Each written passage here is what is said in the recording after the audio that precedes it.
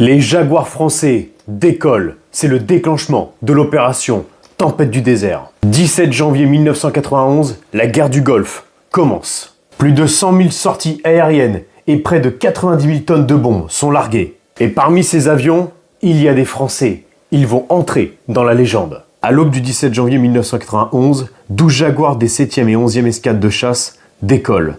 Ils ont pour mission de détruire un dépôt de missiles balistiques installé par les forces irakiennes au Koweït. Avant de décoller, le colonel commandant la base regroupe autour de lui les pilotes et dit « Vous êtes professionnels, je vous souhaite bonne chance, la France est avec vous ». Les Jaguars français évoluent à très basse altitude, mais soudain, l'enfer se déchaîne. Des tirs arrivent de tous les côtés, mais ils doivent tenir leur formation coûte que coûte. Soudain, devant l'un des pilotes, un missile SA-7 surgit à seulement 2 mètres de son appareil. Un pilote écrie. Le feu nourri de la défense sol-air irakienne recommença, et de nouveau, des dizaines de flashs s'allumèrent autour de mon avion.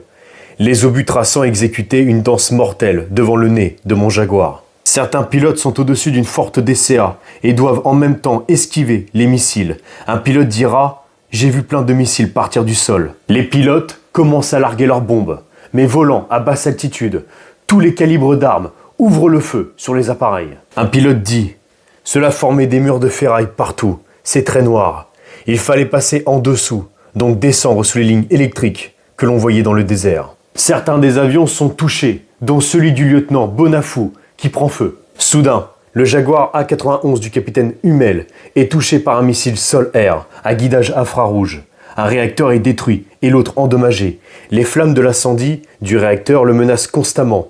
Le choc de l'impact fut tel que son avion a complètement chaviré. L'une des ailes frôla à 1 mètre le sable. Plusieurs avions ont de nombreux impacts de balles. Celui du lieutenant Chris reçoit des tirs et ses commandes de vol sont endommagées. Le capitaine Mahagne reçoit soudain un choc. Le sang coule sur son visage. La verrière de son avion a éclaté sous l'impact d'une balle.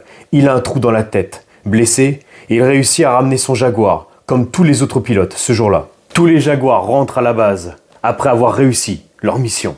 Et cette opération a une anecdote très intéressante et bien française. En route pour entrer à la base, la défense aérienne américaine de l'aérodrome demande par radio aux Français des codes d'authentification qu'ils n'ont jamais eu. Après un long moment de discussion, un pilote français répond « Écoutez, vu comment on doit brûler et fumer, je pense que vous nous voyez.